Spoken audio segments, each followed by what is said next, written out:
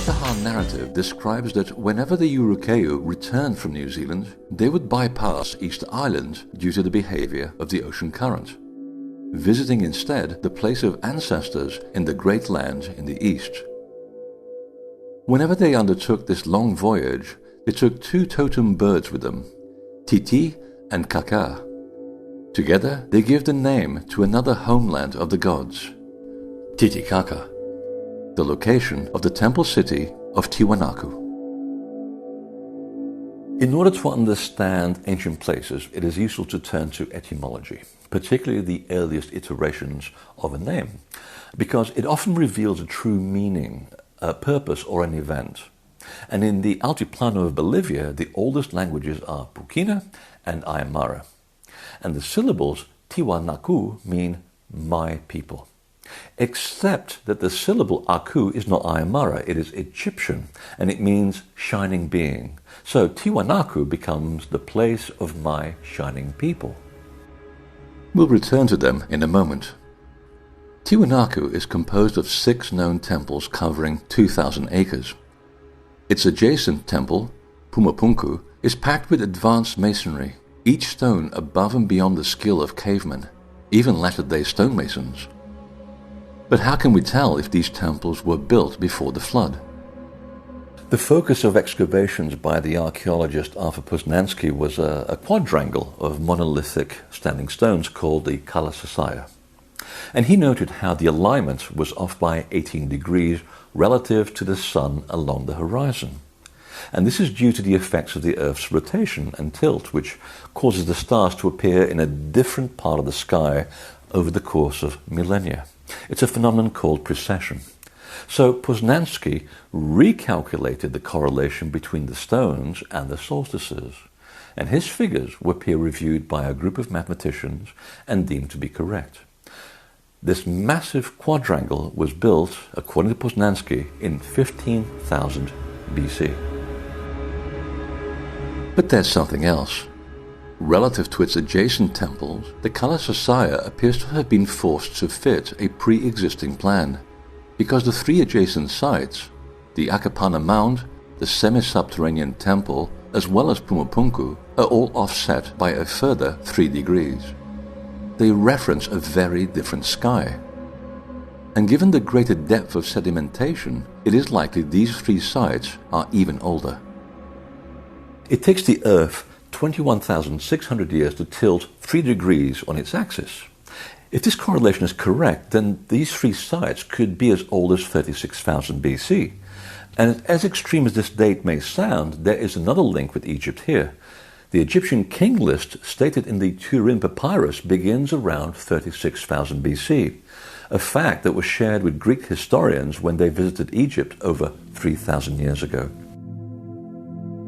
And Poznański himself was also of the opinion that Tiwanaku was built and rebuilt over 3 different stages, with the Akapana, the semi-subterranean temple, and Pumapunku referencing a truly remote era, followed by the Kalasasaya, and then a rebuilding of the site after it was destroyed by a colossal wall of water that came from the tipping over of Lake Titicaca.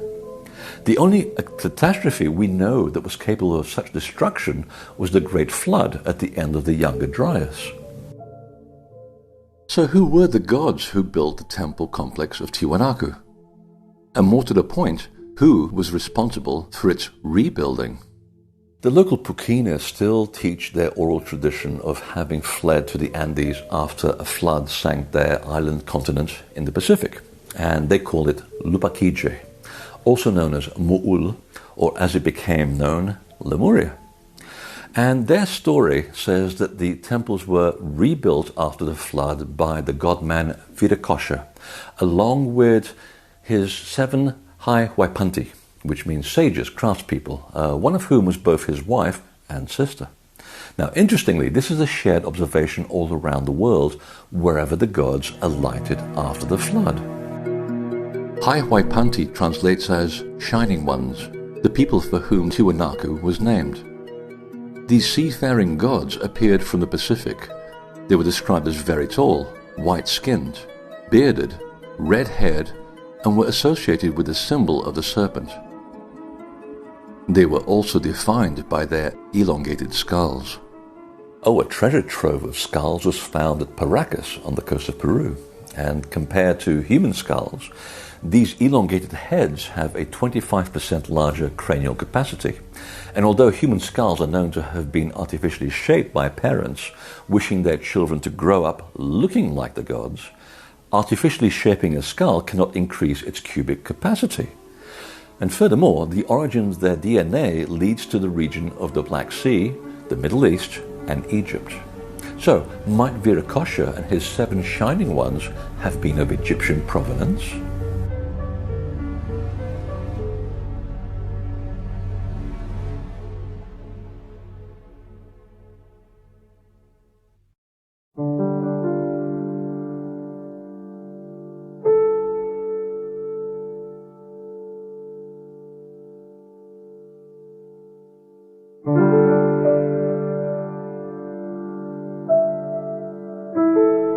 Edfu, a temple dedicated to the falcon god Horus.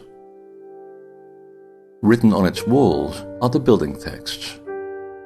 They describe how a group of gods called Aku Shemsu Hor began arriving along the Nile after a catastrophe partially sank their homeland, Taneteru, an island somewhere in the region of the Indian Ocean.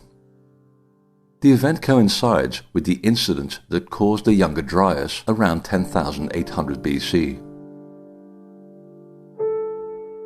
They also had another base, Iutiti, a possible reference to Lake Titicaca and its island of the sun.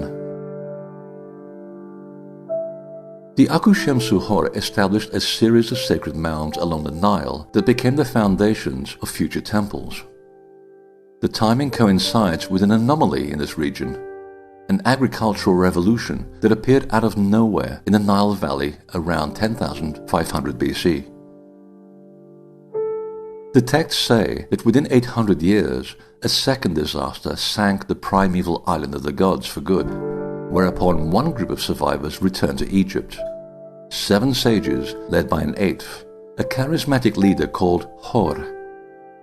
These were the Aku Shemsu Hor, which means shining ones, followers of Horus. Like in other parts of the world, they too are described as between 8.5 to 10 feet tall, light-skinned, with elongated skulls. And just as Viracocha in South America, their stated task was to rebuild the former mansions of the gods. What mansions might they have come to rebuild in Egypt?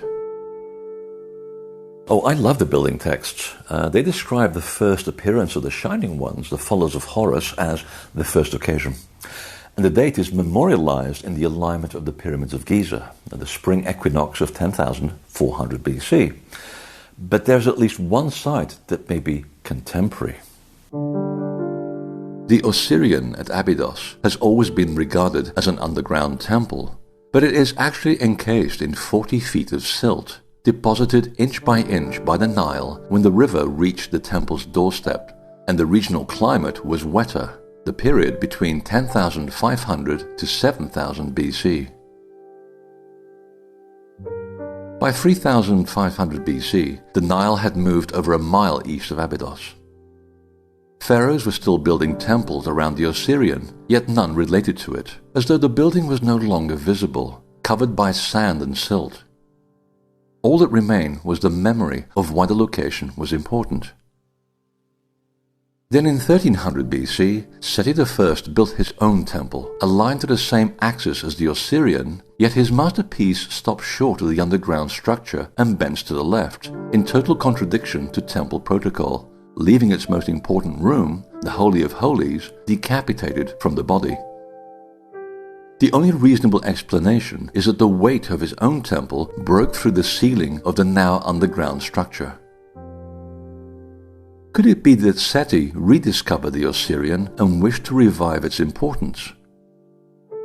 A clue lies in a room built by Seti featuring a revealing panel about the Osirian's namesake, the godman Osiris.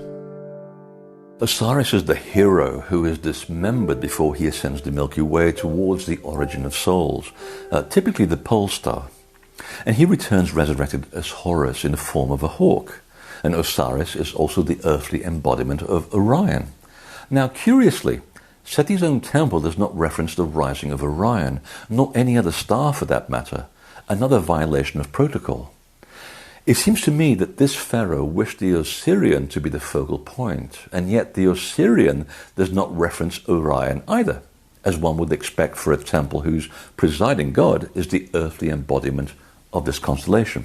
However, Egyptian texts refer to Osiris's consort Isis as the hawk of Osiris. And on this panel, she is depicted as a kite hawk with outstretched wings, demonstrating her ability to fan the breath of immortality into those she oversaw. For this to occur, the soul of the hero must reside in the region of regeneration, which is the pole star, which is protected by 7 circumpolar stars called the indestructibles. Now, indestructible is also a metaphor of the regeneration of the soul, as exemplified by the journey taken by Osiris and performed at the Osirian.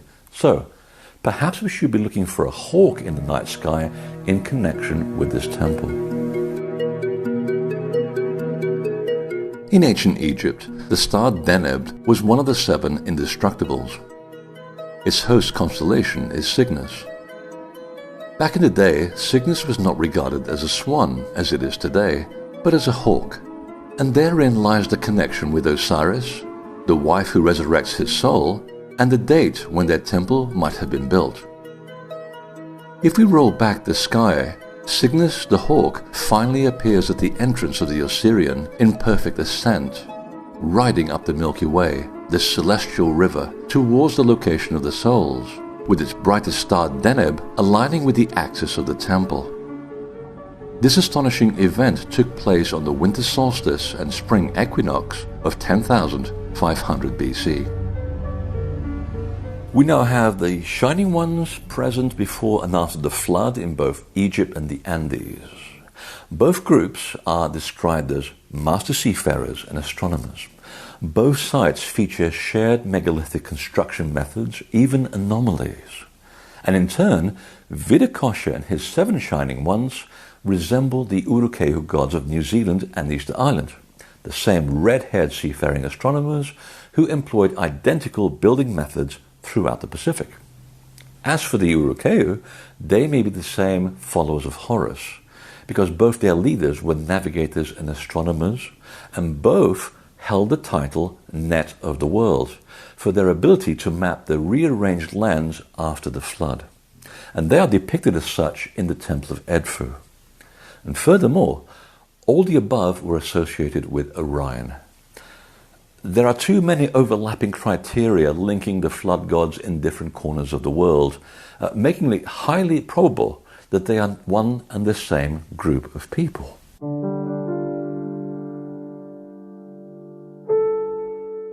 Could they also have been present in the Mediterranean? 11,000 years ago, a stonemason living between Tunisia and Sicily cut a 39-foot monolith, drilled parallel holes, transported it a quarter of a mile and placed it upright. Now it lies 130 feet below the Mediterranean Sea. The attached shells are dated to 9,300 BC, meaning that the menhir was placed on dry land before the catastrophic rise in sea level after the flood.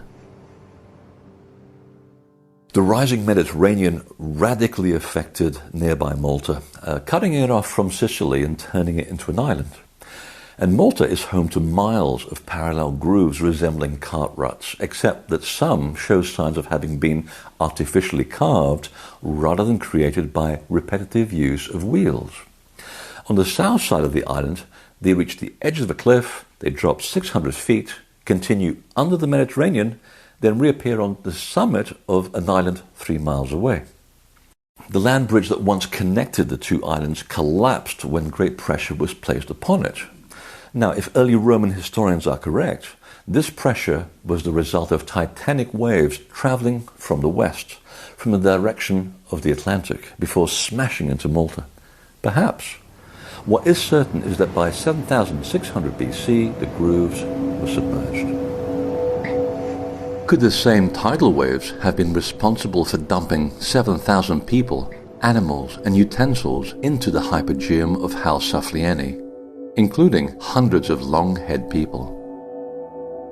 By this point, I had developed a theory based on accumulated evidence that the flood gods lived in seclusion on islands, including Tiwanaku, which was designed like an artificial island on Lake Titicaca. And only through necessity, brought about by severe climatic changes, were they forced to move to continental areas and interact with ordinary people.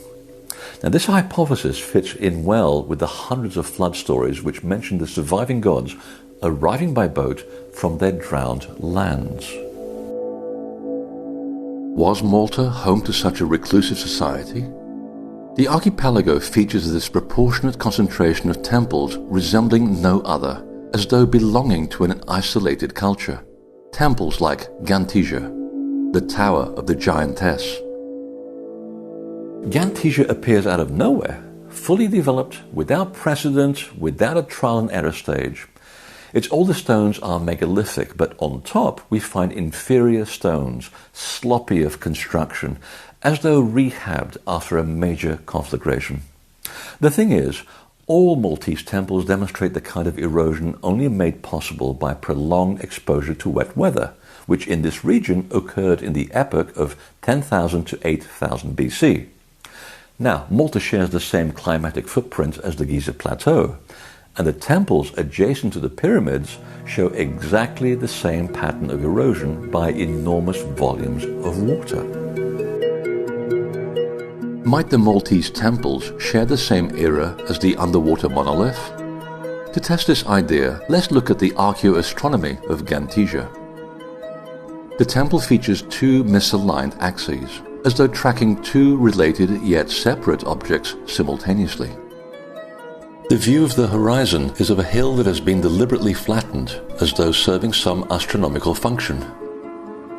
As the sky rolls backwards through time, no alignments are obvious until the era of 12,000 BC, when, on the spring equinox, the first axis marks the position of the major lunar standstill, while the second axis marks the sunrise.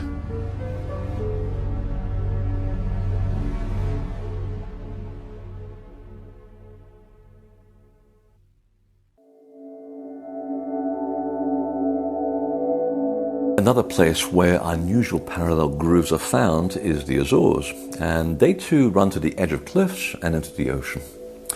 Now, the Azores archipelago is, of course, the favorite candidate for Atlantis, and even discounting a major subsidence in the mid-Atlantic ridge due to damage from meteorite impacts and rising sea levels, the Azores was still a formidable island chain 11,000 years ago. And if you take the bathymetric maps of the region, they even bear a resemblance to the continents once described and depicted on ancient maps. It is said Atlantis sank in 3 stages, each following a natural catastrophe, which sounds uncannily like a description of the 3 catastrophes that generated each of the Dryas events. If so, we should find evidence of dry land along the mid-Atlantic ridge from before the first event. At the beginning we asked, could a landmass sink in the blink of a geological eye? As history shows all too often, yes it can. But an island the size of a continent? Well, a local dredging operation in the Azores in the 1970s recovered rocks at a depth of 6,000 feet, showing signs of exposure to oxygen, while sediment taken from the mid-Atlantic ridge revealed the remains of freshwater plants and beach sand created along an ancient shoreline, indicating the Azores were still above sea level in 15,000 BC. So, now the question is, what happened to its civilization? Well, a funny thing happened when I landed in the Azores on the way to Lisbon. A headline in the morning newspaper said, "Silver discovers underwater pyramid." It's amazing how much work one can do while sleeping on an airplane. Well, it turns out it wasn't me, it was another local man by the same name who discovered a 180-foot tall step pyramid, perfectly aligned to the compass points, as most pyramids tend to be, and 120 feet below sea level. The Portuguese Navy investigated the claim and said Silver was mistaken. His sonar images captured nothing more than a seamount, perfectly aligned to grid north and in the shape of a step pyramid. It's astonishing what nature and erosion can do. And later it transpires that the Navy did not follow Silver's GPS coordinates, but searched the wrong area, to which they replied, Silver had the wrong coordinates because his equipment was faulty. Now, isn't it amazing how for 20 years this fisherman managed to sail in the middle of a volatile ocean, out of sight of land, yet managed to return safely home each time? You'd think that the debunkers would learn to make up better stories. Who might the Atlantean gods have been? The first landmass to the east of the Azores is Portugal. The oldest myths of the region describe a great inundation and the sinking of a great island, from which emerged a group of unusual people called Ophusa, the people of the serpent. Meanwhile, to the west, several groups of wise people arrived in boats on the coast of Yucatan. The local tradition states they migrated from stepping stone to stepping stone from the east. In other words, they hopped from island to island, all that remained of their drowned homeland called Atl. The sacred book Chilam Balam puts the date of their arrival at 9600 BC, the same date given by the Egyptians for the sinking of Atlantis. The collective name of these gods was the Its, meaning sorcerer, magician. And their title of sacred office was the Kanul, which means the people of the serpent.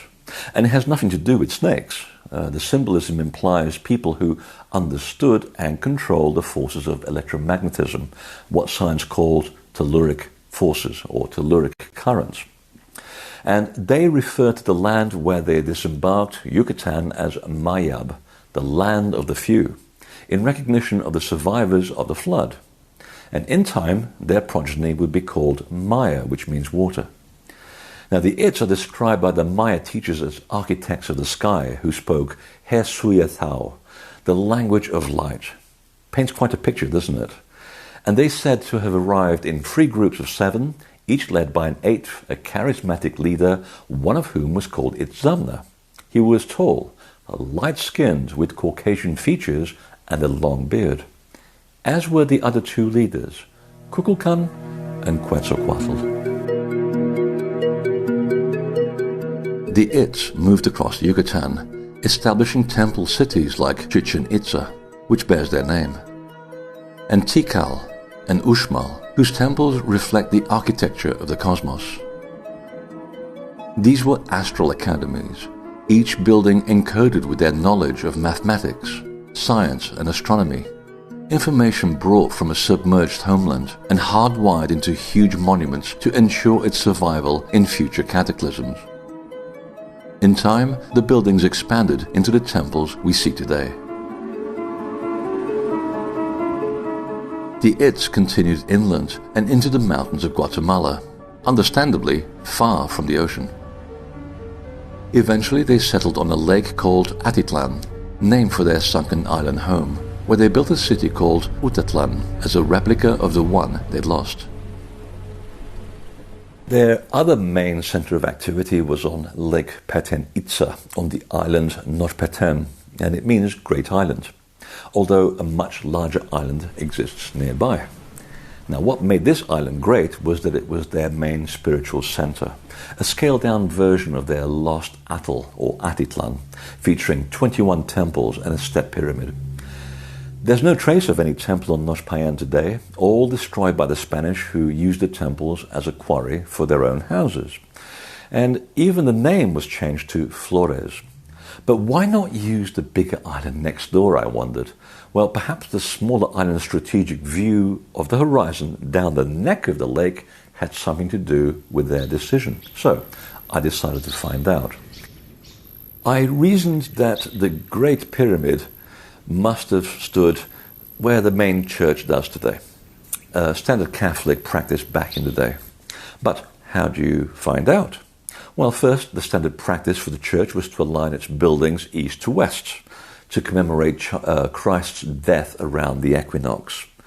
Now, when they don't follow this protocol, it is proven again and again that an original temple lies beneath. And in this case, the Church of Flores is not aligned due east, but towards the southeast, clearly superimposed upon something much older. Secondly, when I asked the priest to see the stones of the pyramid which formed the foundation of the building, he booted me out in no uncertain terms out of the church. That's a sure sign you're close to the honeypot. Now, the rest was purely academic. From the church's vantage point, you get an unobstructed view of the horizon down the neck of the lake. And in 7600 BC, the winter solstice would have been aligned to the 9-tier pyramid that once stood on this location. According to the Maya, Central American temple tradition is the continuation of Atitlan, the rebuilding of the former world of the gods. One clue lies in the Maya serpent dynasty, which covers 16,000 years, and most likely originated in Atitlan before continuing in Yucatan after the flood. Another is the age of the original temples. They are built like layers of an onion, growing organically and adapting to the changes in the movements of the planets and stars they track. A recent excavation on the corner of the Pyramid of Kukulkan at Chichen Itza reveals an older layer, which traditions claim was originally built by a serpent priest. Is the Maya dynasty so old? 358 cave systems were recently found near the Temple of Tulum, a submerged world filled with the remains of enormous sloths, proto-elephants, extinct fauna, and Maya artifacts and skeletons, all trapped by rising seas by 8000 BC. Validation that the Maya were already established in the Yucatan in remote times and witnessed the arrival of the Its from their sunken homeland. And yet the people of the serpent were present on the other side of the world too. It's a strange coincidence that Itzamna is a compound name of Itsanami and Itsanagi, who were the builders of civilization after the flood in Japan around 8000 BC. And here they are known as Nagi, the people of the serpent. Two such flood heroes, Nuhua and Fu He, founded the Chinese dragon bloodline. And this same dynasty encompasses Indochina, Polynesia, and particularly Fiji and India, where they are called Naga, the serpent people.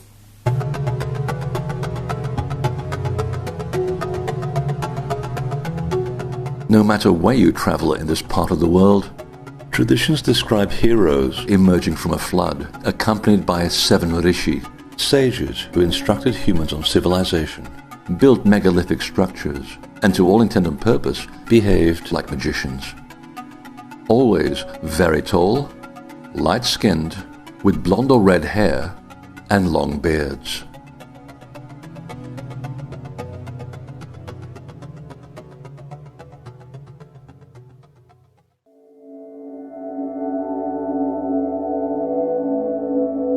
The region where all of these stories, people, names and attributes converge is Upper Mesopotamia, where we find another kind of missing land, the lost hill of Göbekli Tepe.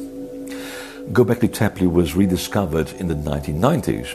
It is an artificial mountain containing at least 50 elliptical enclosures featuring standing stones as tall as 19 feet. The average carbon-14 dating of the site is 9,984 BC, placing much of it before the flood.